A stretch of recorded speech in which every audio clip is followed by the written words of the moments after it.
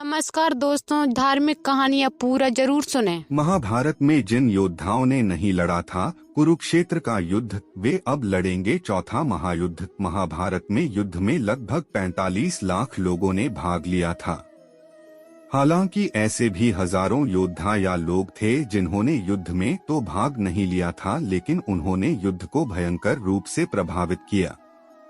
आज से करीब 5000 साल पहले महाभारत का युद्ध कुरुक्षेत्र में लड़ा गया था। इस युद्ध में कौरव और पांडवों सहित उनकी सेनाओं ने भाग लिया था, परंतु कुरुक्षेत्र के इस युद्ध में कई योद्धाओं ने कुछ कारणवश भाग नहीं लिया था।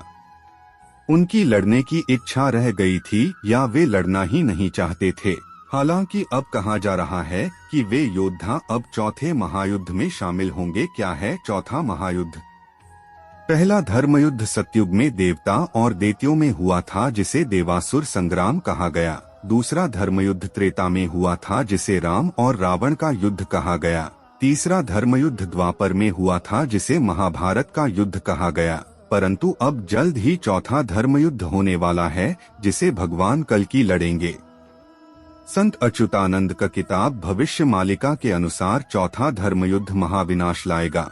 इस युद्ध में वे योद्धा भी शामिल होंगे जिन्होंने महाभारत के युद्ध में भाग नहीं लिया था। किन योद्धाओं ने नहीं लड़ा था? कुरुक्षेत्र का युद्ध नंबर 1 बर्बरीक, भीम पौत्र और घटोत्कच के पुत्र दानवीर बर्बरीक के लिए 3 बाण ही काफी थे, जिसके बल पर वे कौरवों और पांडवों की पूरी सेना को समाप्त कर सकते थे। इसीलिए भगवान श्री कृष्ण ने दान में उसका शीश मांग लिया था। उसकी इच्छा थी कि वह महाभारत का युद्ध देखे, तो श्री कृष्ण ने उसको वरदान देकर उसका शीश एक जगह रखवा दिया, जहां से उसने महाभारत का संपूर्ण युद्ध देखा। कहते हैं कि जब वे कौरव की सेना को देखते थे तो उधर तबाही मच जाती थी, और जब वे पांडवों की सेना की ओर देखते थे तो उधर की सेना का संहार होने लगता था। ऐसे में उनका शीश दूर पहाड़ी पर स्थापित कर दिया गया था।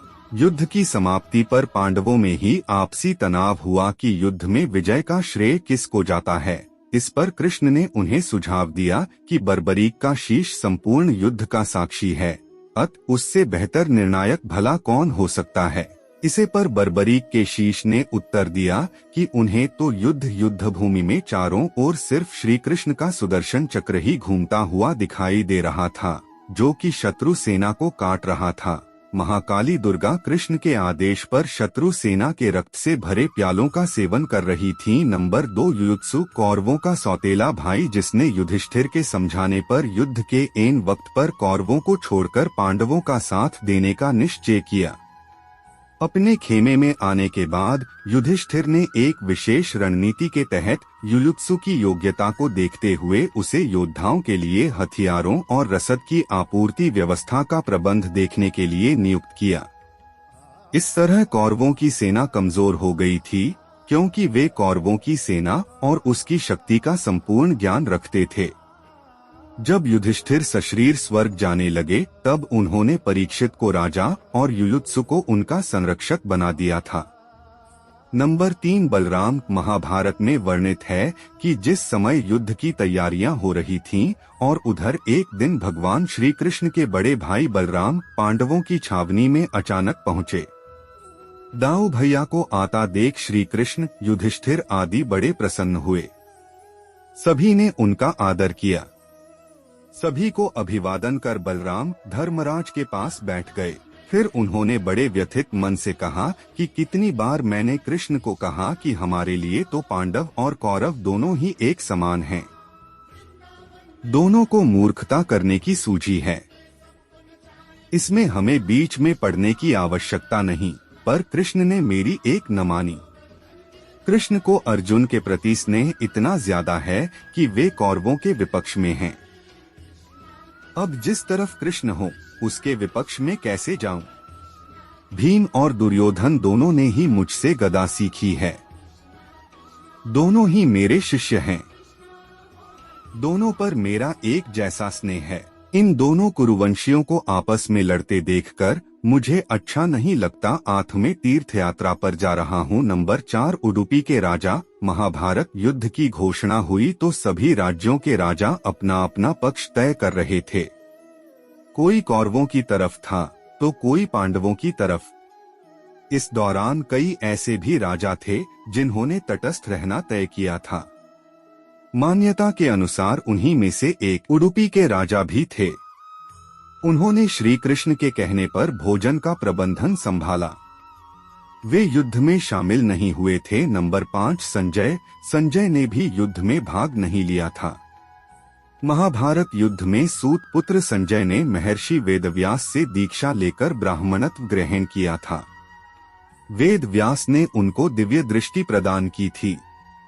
कहते हैं कि गीता का उपदेश 2 लोगों ने सुना, एक अर्जुन और दूसरा संजय। यही नहीं, देवताओं के लिए दुर्लभ विश्वरूप तथा चतुर्भुज रूप का दर्शन भी सिर्फ इन 2 लोगों ने ही किया था। संजय को दिव्य दृष्टि प्राप्त थी, अतः वे युद्ध क्षेत्र का समस्त दृश्य महल में बैठे ही देख सकते थे। नेत्रहीन धृतराष्ट्र ने महाभारत युद्ध का प्रत्येक अंश उनकी वाणी से सुना। नंबर 6 वेदव्यास। पराशर मुनि और सत्यवती के पुत्र वेदव्यास ने ही महाभारत लिखी है। उनकी कृपा से ही सत्यवती और शांतनु के पुत्र विचित्रवीर्य की 2 पत्नियां अंबिका और अंबालिका को पुत्र की प्राप्ति हुई थी। अंबिका से धृतराष्ट्र, अम्बालिका से पांडु और बाद में अंबिका वेदव्यास के समक्ष नहीं गई और उसने अपनी दासी को भेज दिया तो दासी से विदुर का जन्म हुआ। तीनों ही ऋषि वेदव्यास की संतान थी। इन्हीं 2 पुत्रों में से एक धृतराष्ट्र के यहाँ जब कोई पुत्र नहीं हुआ तो वेदव्यास की कृपा से ही 99 पुत्र और एक पुत्री का जन्म हुआ। वेदव्यास ऋषि ने ही कौरव और पांडवों को शिक्षा और दीक्षा दी थी। उन्होंने ही युद्ध के अंत में अश्वत्थामा द्वारा ब्रह्मास्त्र को छोड़े जाने के बाद उसे पुनः वापस लेने को कहा था। उन्होंने ही संजय को दिव्य दृष्टि दी थी ताकि वह महाभारत का युद्ध देख सके और उन्होंने ही पांडवों को स्वर्ग जाने का आदेश दिया था। युद्ध के 15 साल बाद एक रात के लिए उन्होंने ही सभी योद्धाओं को जीवित कर दिया था। इस तरह महर्षि वेदव्यास महाभारत में रह महत्वपूर्ण घटनाक्रम में उपस्थित होते हुए नजर आते हैं। नंबर 7 विदुर। महात्मा विदुर हस्तिनापुर के राज्य मंत्री होने के कारण कौरव पक्ष से जुड़े हुए थे।